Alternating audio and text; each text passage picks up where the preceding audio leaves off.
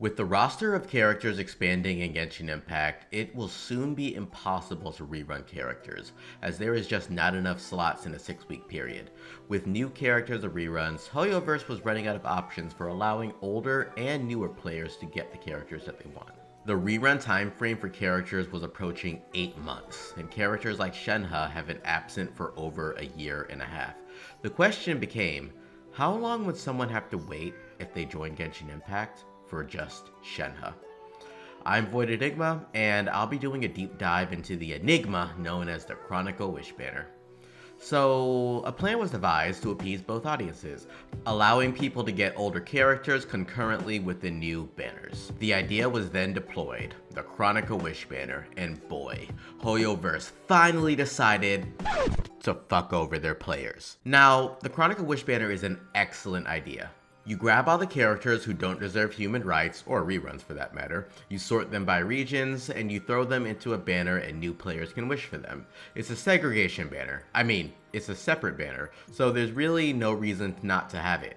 If you want to wish on it, you can. If you don't want to wish on it, you don't have to. This by itself is the absolute best way to ensure that characters aren't forgotten for over a year.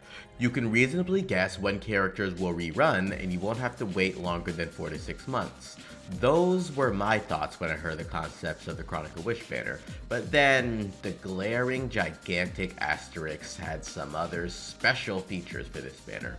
They added a major stipulation that ruins every aspect of what they're trying to build. Guarantees do not carry over. Sure, you can pick the character that you want, but unless you have saved 180 pulls, you could be shit out of luck. Imagine you come across a Genshin ad or an older Genshin video and you see Ganyu. You've been on the edge to join Genshin Impact for so long, but you just love the character design for Ganyu. She's cute, she has horns, she's adorable, you just want her. So now, they spring this Chronicle banner, and you have 3 weeks. Keep in mind, they didn't even do it for the entire patch, but they did it for 3 weeks. So you have 3 weeks to get her.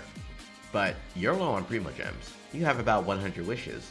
So you wish on this banner because of how much you want Ganyu. It's everything for Ganyu, you'll do everything or anything for Ganyu. It's a 50-50 chance after all, so you have at least decent odds, right? You wish, and unfortunately, you hit hard pity at 90, and boom! You got Diluc.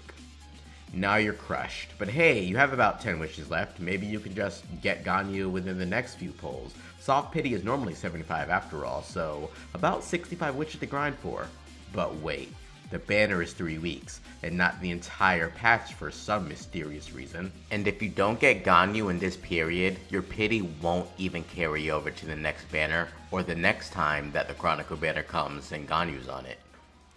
A free-to-play player can earn about 75 wishes per patch, and to be honest, this number has been going down with each update.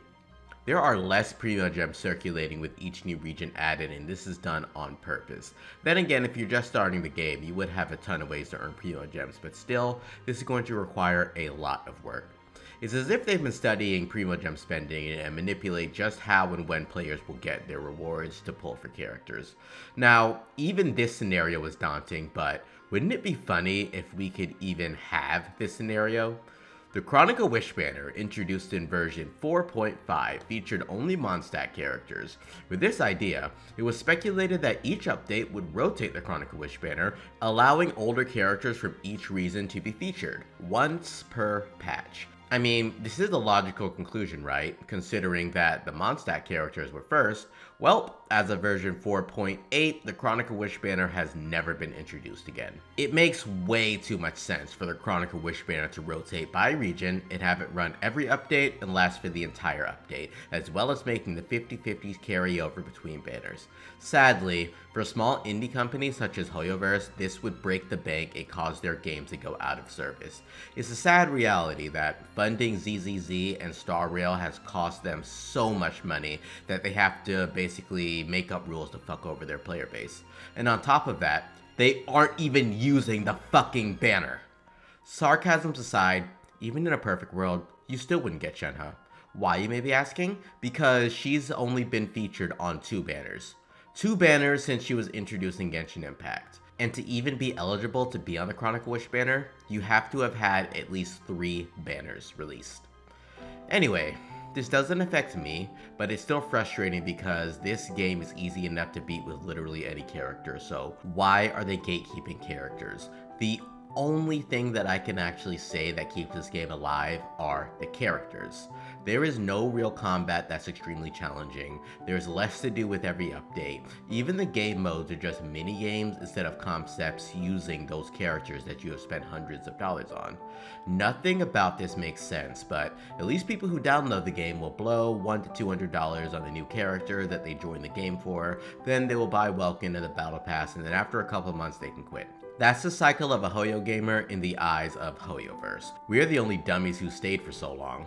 I know that's a little morbid, and that's definitely exaggerated because this game is a fun game, but the more I play it, the more I feel manipulated, and it just doesn't feel right. It feels awful when you realize that you're just a cog in the algorithm that feeds other games. Like, look at this. They even updated their release time frame to monopolize the gacha space. Imagine you start Genshin, get bored of Genshin, well, you could play Star Rail, and after you inevitably get bored of that, then you could play ZZZ. Hoyo has you covered. There could be many reasons why the Chronicle Wishbanner never returned, such as low sales, but this is a problem that Hoyo created for themselves. They dropped a random ass banner with no fair warning of its concepts, and in addition, they make so many stipulations and rules, why would anyone wish on it? This was right before the Kazuha and Neuvillette rerun as well, and you'd be crazy to prioritize Albedo or Klee over those two. Anyway, let me know what you think. Am I out of line or did I hit the bullseye? Go ahead and comment below how you feel about this whole situation. I do apologize if I'm coming across as overly negative, but nothing about the Chronicle Wishbanner is good besides its existence. That, and the fact that you can guarantee weapons much easier, and losing a 50-50 to a good weapon or a half-decent character is a plus. Despite this, there has to be a point where money isn't the motivation for their actions. The reasons why I am extremely critical here is because there's absolutely zero hope for changing this system. Hoyoverse has a fatal allergy to revamping anything they've created. They'd rather watch their game burn than change something they've already released. So sadly, the Chronicle Wishbanner will never see any changes, if the Chronicle Wishbanner is ever even introduced again. Since they made the rules, they can't go back on the word because this would cause issues with those who actually wished on the banner before. A great company would make the changes and compensate the players affected, but a Hoyo company, well, they do what they do best. Not my problem. Go ahead and leave a like if you found this video insightful or entertaining. This helps keep the channel alive, and if you really enjoyed it, consider subscribing as well. This has been Void Enigma, and until next time, Enigma out.